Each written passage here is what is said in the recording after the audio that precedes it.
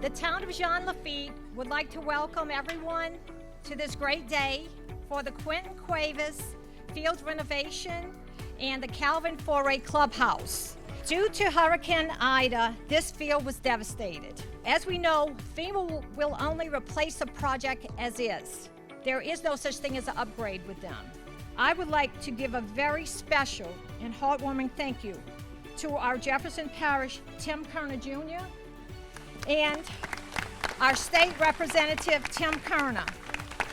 Thank you, Tim. Thank you.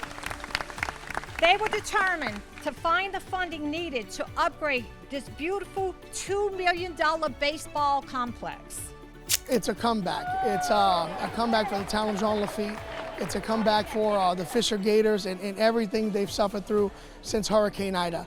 The slow progress, and now not only do they have a field to play on that's been fixed, it's been upgraded. These baseball fields and these sporting fields are so important, especially right now in our country. You know, when you're playing a sport, there's no prejudice against race and religion, and people come together. And we need more of that in our country right now, to bring this field here where people can come together, families can come together and watch these kids perform. It's something that's truly amazing.